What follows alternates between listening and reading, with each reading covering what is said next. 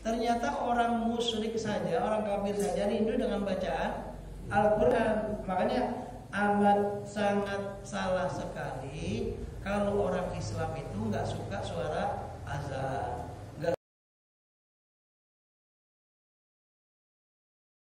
Bismillahirrahmanirrahim. Assalamualaikum warahmatullahi wabarakatuh. Alhamdulillah alladzi khalaqal insana 'allamahul bayan. Asyhadu an la ilaha illallah wahdahu la syarika lah wa asyhadu anna sayyidana wa nabiyyana Muhammadan abduhu wa rasuluh. Arsalallahu basyiran wa nadhira wa da'iyan ilallahi bi idnihi wa sirajan munira. Allahumma shalli wa sallim wa karrim wa azim ala sayyidina Muhammadin wa ala alihi wa ashabihi al-mujahidin al-tahirin, amma ba'd. Yaqulullahu ta'ala fi muqamit tanzili, a'udzu billahi as-sami'il 'alim minas syaitonir rajim. Bismillahirrahmanirrahim. Ya ayyuhalladzina amanu idza qila lakum tafassahu fil majalis fafsahu yafsahillahu lakum wa idza qila fansuzu yarfa'illahu alladzina amanu minkum walladzina utul ilma darajat. Wa qala an-nabiy sallallahu alaihi wasallam, man salaka tariqan yaltamis fihi ilman sahalallahu Allahu tariqan ilal jannah. Sadaqallah wa sadaqa rasuluhun nabiyul habibul karim wa nahnu ala dzalika minasyahidin asyakirin. Alhamdulillahi rabbil alamin. Allahumma iftah lana futuhal arifin wa faqihna fid din wa hadina ila sawa'is sabil. Rabbi zidna ilman nafi'an warzuqna fahman wasi'an wa amalan mutaqabbalan bi rahmatika ya arhamar rahimin. Puji syukur marilah senantiasa kita panjatkan kehadiran Nabi Allah Azza wa Jalla yang pada kesempatan kali ini masih memberikan nikmat iman, nikmat Islam dan nikmat ihsan kepada kita, sehingga dengan rangkaian nikmat-nikmat tersebut kita bisa melaksanakan atau mengoptimalkan waktu sisa usia kita dengan melaksanakan rangkaian ibadah kepada Allah Subhanahu wa taala. Semoga yang sudah kita lakukan semua menjadi salah satu pemberat timbangan kebaikan kita di yaumil akhir kelak nanti. Amin Allahumma amin. Salam kasih dan sayang semoga selalu tercurah untuk kedua kita sepanjang zaman, Nabi Muhammad SAW beserta para sahabat dan keluarganya, dan semoga kita senantiasa istiqomah dalam melaksanakan sunnah-sunnahnya dalam kehidupan kita sehari-hari. Bapak Ibu yang kami hormati, pada kesempatan kali ini selalu kita bersyukur ya, karena mengawali kehidupan kita dengan sesuatu yang baik, yakni kajian di Mushola Al-Ihsan. Jadi salah satu optimalisasi rasa syukur kita adalah dengan menghadiri tempat-tempat yang di dalamnya ya disampaikan nilai-nilai kebenaran. Rasulullah pernah beliau berjalan di satu tempat, kemudian ketika beliau mendengar ada berita-berita baik di satu komunitas, maka beliau berhenti terlebih dahulu. Kenapa? Karena penuntut ilmu itu ya itu akan didoakan ya oleh seluruh makhluk Allah yang ada di lautan. Ya Bapak Ibu ya. Sekarang kalau kita lihat berapa jumlah makhluk Allah di lautan, cukup miliaran bahkan ya. Jumlah jenis makhluk hidup yang tinggal di laut. Jadi bagi orang para penuntut ilmu yang berangkat dalam rangkaian menuntut ilmu, itu didoakan oleh seluruh makhluk hidup yang ada di lautan dan di langit ya. Ini merupakan satu apresiasi dari Rasulullah ya, dari Allah Subhanahu wa taala tentang bagaimana optimalisasi bagi mereka menuntut ilmu. Nah, mudah-mudahan kita bagian daripadanya senantiasa kita lakukan sebuah media untuk meningkatkan kualitas hidup kita, yakni dengan menuntut ilmu. Sebagaimana Rasulullah sabdakan, man salaka tariqan yaltamis bihi ilman sahalallahu tariqan ilal jannah. Barang siapa yang berjalan dalam rangkaian menuntut ilmu, maka Allah akan mudahkan jalannya ke surga. Ya, Man salaka tariqan yaltamis bihi ilman sahalallahu tariqan ilal jannah. Baik Bapak Ibu yang kami hormati, pada kesempatan pagi hari ini kita akan membahas kajian hadis arba'in yang merupakan karangan dari Imam An-Nawawi ya. Beliau menyampaikan pada hadis ke-18 ini ya tentang bagaimana hubungan dengan antara kebaikan dengan keburukan. Baik, kami akan bacakan saja hadis ke-18 pada hari ini ya. Bismillahirrahmanirrahim. An Abi Dzar Jundub bin Junadah wa Abi Abdurrahman Mu'adz bin Jabal radhiyallahu anhuma.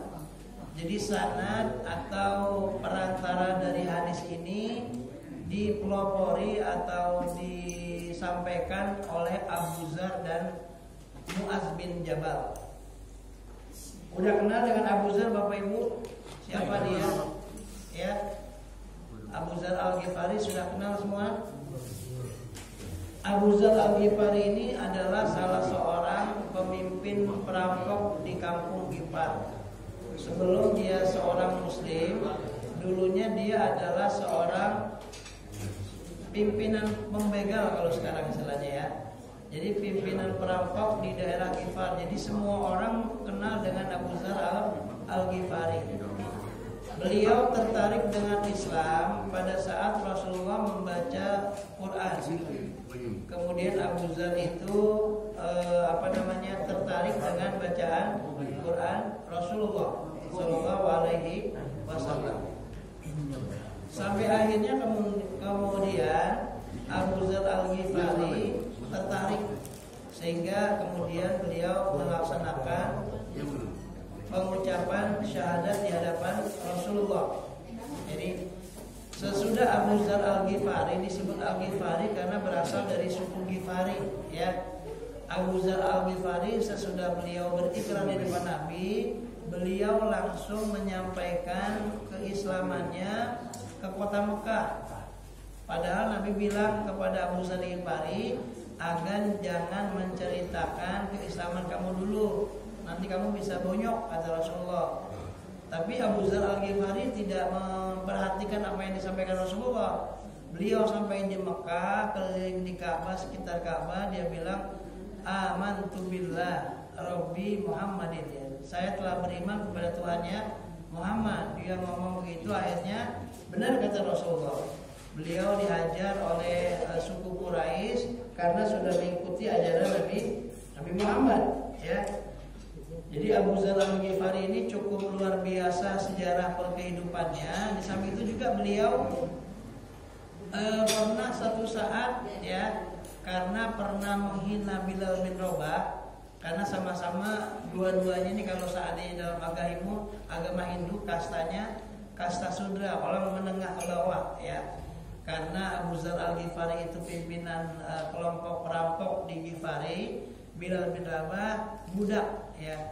Jadi pernah satu saat Abu Dzar Al-Ghifari mengejek Bilal, sehingga dia berharap agar supaya Bilal mengampuni dosanya, memaafkan kesalahannya dengan meletakkan kepalanya di atas kakinya Bilal bin Rabah sebagai ungkapan pernyataan maaf Abu Dzar Al-Ghifari kepada Bilal bin Rabah. Nah, itu kisah sekilas tentang Abu Dzar Al-Ghifari. Beliau adalah salah seorang pimpinan perampok yang masuk Islam dari suku Ghifar ya. Bapak Ibu udah kenal dengan Abu Dzar Al-Ghifari ya. Kemudian Abdurrahman Mu'adz bin Jabal, ini nama asli. Siapakah Abdurrahman Mu'adz bin Jabal? Mu'adz bin Jabal ini adalah orang Ansor. Orang Ansor itu artinya orang yang menolong orang-orang Mekah saat hijrah ke Madinah. Ya, Mu'adz bin Jabal itu waktu persaudaraan antara kaum Muhajirin dan Ansor itu dipersaudarakan dengan Ali bin Abi Thalib ya, Mu'adz bin Jabal. Dan Mu'adz bin Jabal ini adalah gubernur yang dipercayai oleh Nabi Muhammad untuk memimpin kota Yaman, negara Yaman saat itu. Dan Mu'adz bin Jabal ini adalah salah seorang pemimpin yang luar biasa. Karena di zaman beliau tidak ada orang yang bisa bayar zakat ke tetangganya, karena semuanya orang kaya, ya. Jadi pimpinan Mu'adz bin Jabal di Yaman ini orang yang luar biasa, yang semuanya kaya, sehingga pembayaran zakat itu diserahkan ke negeri tetangganya, ke Irak, Iran dan sebagainya. Nah, ini sosok tentang Mu'adz bin Jabal. Mu'adz bin Jabal juga terkenal dengan sebuah keyakinan beliau tentang ijtihad.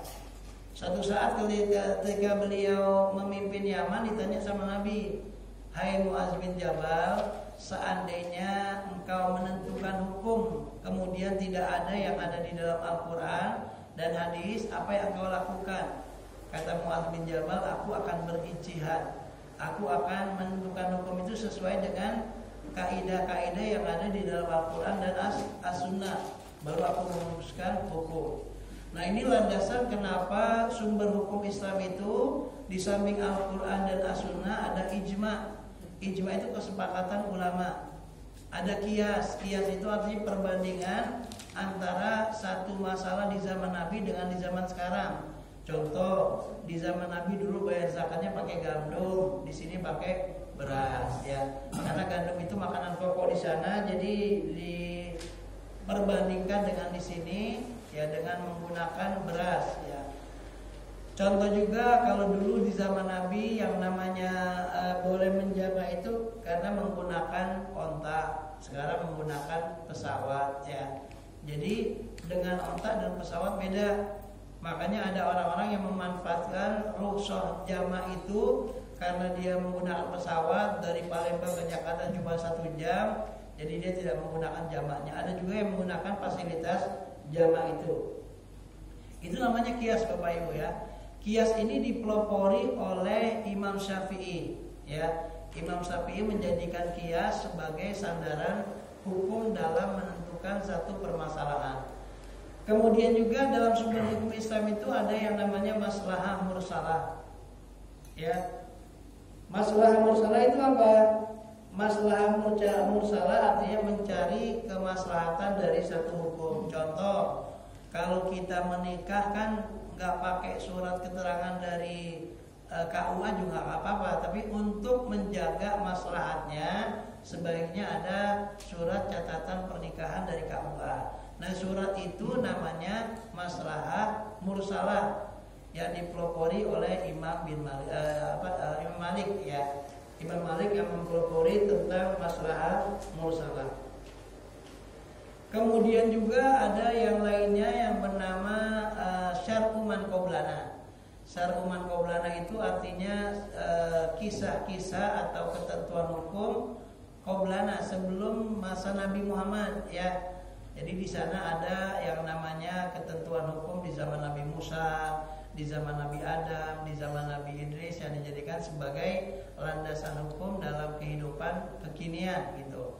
Jadi masih banyak lagi yang lainnya di dalamnya, termasuk uruf, ya. Uruf itu artinya tradisi. Tradisi juga bisa dijadikan sebagai landasan hukum sepanjang tradisi itu tidak menyalahi aturan syariat, ya. Nah, ini. Nah, jadi ini merupakan rangkaian sanad dari Abu Dzar dan Mu'adz bin Jabal. Anhuma, semoga Allah meridhai keduanya, an Rasulillahi sallallahu alaihi wasallam. Ya, bahwasanya Rasulullah SAW bersabda, "Ittaqillaha haitsuma kunta." Bertakwalah kamu di mana kamu berada, ya. Jadi perintah hadis ini adalah ittaqillaha haitsuma kunta. Bertakwalah kamu di mana kamu berada. Ini belum pada juga, ya. Ittaqillah, bertakwalah kamu haitsuma kunta, dimanapun kamu berada.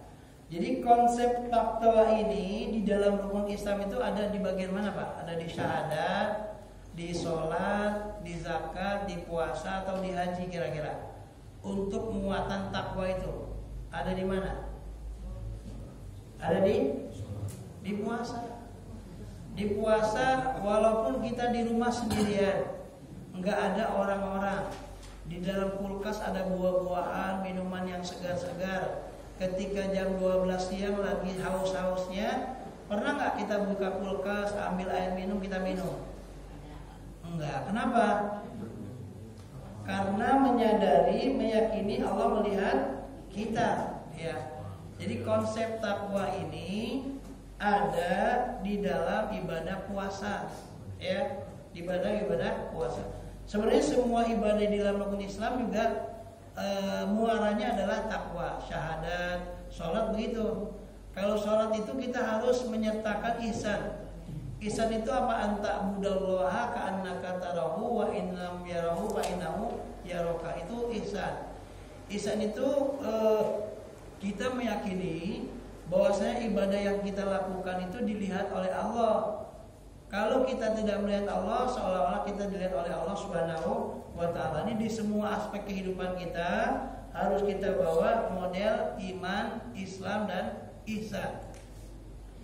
Iman itu apa? Iman itu tasdiqun bil qalbi wa iqrarun bil lisani wa amalun bil arkan. Itu iman. Iman itu meyakini dalam hati, melafalkan dengan lisan, melaksanakan dengan perbuatan. Jadi ada 3 unsur dari iman ini. Tapi kalau seandainya iman itu cuma di mulut saja, di praktiknya tidak, diyakini tidak, makanya laisal iman kata Nabi. Laisal iman bitamanni walakin ma ukira wa saddaqa amalu. Bukanlah beriman itu kalau hanya sekedar mengikrarkan keyakinan tapi tidak melaksanakan perbuatan. Seperti contohnya paman Nabi Abu Thalib. Abu Thalib berjuang sama Nabi dari mulai dia lahir sampai dia berjuang dalam kenabiannya. Ya, Abu Thalib itu mempertahankan tradisi nenek moyang sehingga beliau tidak menerima, tidak melaksanakan ajaran Nabi Muhammad. Makanya kata orang-orang Mu'tazilah, Abu Thalib itu tempatnya nanti di akhir itu ada di antara surga dan neraka. Jadi ada AC-nya, ada panasnya gitu ya. Jadi AC-nya ada panasnya. Jadi mereka atau Abu Thalib ada di manzilah bainal manzilatain. Ada di antara surga dan neraka karena pernah melakukan perjuangan buat Nabi. Bahkan Abu Lahab itu konon kabarnya, ini maka konon kabarnya kitabnya belum saya temukan. Beliau diringankan siksaannya karena pernah mendengar bacaan Quran Nabi dengan Abu Jahal. Jadi Abu Lahab, Abu Jahal nih beliau ternyata rindu juga dengan bacaan Quran Nabi. Jadi Abu Jahal, Abu Lahab ya sembunyi-sembunyi di bilik rumah Nabi, ya. Yang satu menghadap ke utara, yang satu lagi menghadap ke barat, ya. Kemudian dia mundur-mundur tabrakan. Dia tanya, "Mata mal di sini. Apa kamu sedang apa di sini?" Ya. Kemudian Abu Lahab menjawab, "Aku rindu bacaan Qur'annya Nabi Muhammad." Abu Jahal juga sama. Ternyata orang musyrik saja, orang kafir saja rindu dengan bacaan Al-Qur'an. Makanya amat sangat salah sekali kalau orang Islam itu nggak suka suara azan, nggak suka bacaan Al-Quran. Itu yang aneh ya. Orang kafir saja suka dengan bacaan Quran Nabi. Nah jadi dalam salah satu riwayat Abu Lahab itu diringankan siksanya karena itu. Karena beliau mendengar ya suka mendengar bacaan Quran dari Nabi SAW sehingga diringankan siksaannya, bukan dihentikan, diringankan Bapak Ibu. Diringankan siksaannya di api neraka. Ittaqillaha haitsuma kunta ya. Bertakwalah kamu di mana kamu berada. Nah, ini terjadi juga di zaman Umar bin Khattab. Dulu dia mau ngetes tukang susu. Ya di zaman Umar bin Khattab, kemudian dia menyamar sebagai salah seorang orang kaya lah, ya. Umar bilang ke tukang susu, dipanggil, "Hei tukang susu sini," ya. Kemudian Umar ajak bicara, "Kenapa kamu sulit-sulit memerah susu unta setiap hari? Kenapa enggak campur saja dengan air zam-zam? Kalau dicampur kan warna putihnya enggak hilang, tetap ada, ya. Ketimbang kamu harus memerah setiap hari, berolahraga, melakukan satu perbuatan untuk memerah susu, mendingan campur aja biar gampang, ya." Kata si pemuda tukang susu ini, dia mengatakan, wahai Tuhan, saya bisa membohongi pelanggan saya bisa membohongi konsumen saya, tapi ada yang tidak bisa saya bohongi. Siapa itu? Allah Rabbi, Allah Tuhan saya. Sehingga akhirnya Umar bin Khattab mengangkat pemuda ini menjadi penasehat dirinya, ya, menjadi penasehat dirinya karena meyakini Allah sebagai pengawas kehidupannya. Ya, kemudian sesudah dikasih tahu, diberikanlah sebuah kompensasi antara Umar bin Khattab dengan pemuda tadi. Kemudian juga Bapak Ibu terkait masalah perjalanan sejarah Umar bin Khattab, ya. Umar bin Khattab ini sama seperti Abu Dzar Al-Ghifari. Dulunya preman. Orang-orang di sekitar Mekah itu mengenal Umar bin Khattab itu dengan apa? Dengan kekuatannya, kekuatan fisiknya, karena beliau tinggi, badannya kayak adik Rai gitu, besar ya. Jadi kalau beliau ini jalan, orang-orang pada takut, ya. Bahkan sesudah masuk Islam, setan aja takut sama Umar bin Khattab, ya. Jadi Umar bin Khattab ini, kisah beliau masuk Islam diawali dari umur 27 tahun. Saat umur 27 tahun, beliau ngomong di sekitar Ka'bah, "Hei orang-orang Mekah, jangan kamu ikuti ajarannya Muhammad, ajarannya nggak benar," kata Umar gitu. Kemudian salah seorang dari suku Quraisy bilang, "Hei Umar, kamu cuma ngomong doang. Adik kamu itu sudah masuk Islam, sudah mengikuti ajaran Muhammad." Nah, mendengar kalimat itu dari salah seorang suku Quraisy, Umar langsung menghampiri rumah adiknya Fatimah. Sampai di rumah adiknya, langsung dibuka pintunya, langsung ketemu suaminya. Suaminya dipukul, adiknya juga dipukul, ya. Kenapa? Karena sudah mengikuti ajarannya Nabi Muhammad. Nah, sesudah dilakukan pemukulan terhadap adik ipar dan adiknya itu, Umar keluar. Namanya kakak, ada perasaan nyesel juga gitu, kenapa adiknya dipukul. Di balik penyesalan itu, kemudian adiknya baca surat Thaha ayat 1 sampai 5, ya. Jadi adiknya itu membaca surat Thaha ayat 1 sampai 5, ya. Thaha tanzilun mir rabbil alamin, sampai 5 ayat itu. Sesudah dia baca surat Thaha itu, dia tanya adiknya, "Min aina?" Ya, qad jaa hadza, ya. Dari mana engkau mendapatkan kalimat ini, ya? Kata adiknya, "Aku mendapatkan dari Rasulullah Muhammad SAW." Sehingga Umar bin Khattab itu merasa terpesona dengan kalimat-kalimat itu, ya. Makanya Bapak Ibu kalau kita punya anak susah dibilangin, bacain aja surat Thaha ayat 1 sampai 5, lagi tidur bacain, ya. Umpamanya anaknya udah SMA atau SMP atau SD, kok susah diatur, sholatnya susah, puasanya susah, bacain surat ini. Umar saja yang keras hatinya, dengan dibacakan surat Thaha, beliau bisa lentur jadi sosok orang yang luar biasa, ya. Kemudian sesudah itu Bapak Ibu, sesudah Nabi Muhammad sesudah Umar bin Khattab mendengarkan apa yang disampaikan adiknya, dia langsung datang ke rumah Nabi Muhammad. Saat itu Nabi Muhammad dengan para seluruh sahabatnya tinggal di rumah Arqam bin Abil Arqam, ya. Jadi markas pertemuan Nabi. Nah, ketika beliau ada di rumah Arqam bin Abil Arqam, Umar bin Khattab menghampiri, ya. Bilal dari dalam rumah Arqam bin Abil Arqam takut, ya. Dari luar ternyata Umar ke sini. Kata Rasulullah, "La takhaf, jangan takut. Kalau Umar datang ke sini baik-baik, kita sambut dengan baik. Tapi kalau macam-macam, aku yang akan menghadapinya." Itu gentlenya